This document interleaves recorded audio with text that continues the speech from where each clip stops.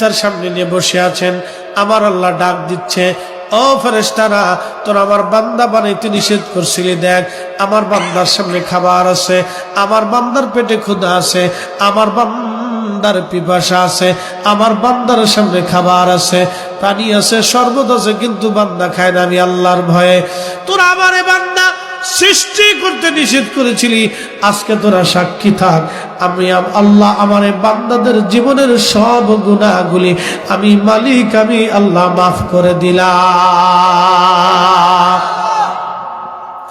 এখন প্রশ্ন, ইফতার কি একা করবেন না আরো 10 জন নিয়ে করবেন?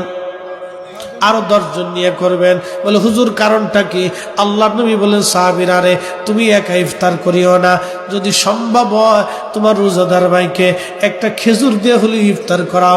সাহাবী বললেন, ইয়া রাসূলুল্লাহ, খেজুর দেওয়ার মতো অর্থ আমাদের নাই। এমনও সাহাবী আছে যার কাছে কোনো খেজুর নাই দেওয়ার মতো।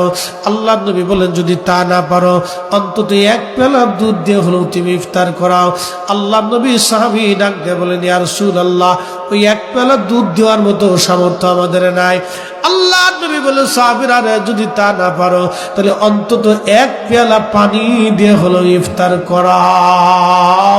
তারপরেও তোমার ভাইয়ের রোজা হোক বা না হোক, তোমার আমল নামায় একটা কবুল রোজার সওয়াব আমার আল্লাহ লিখে দেবে।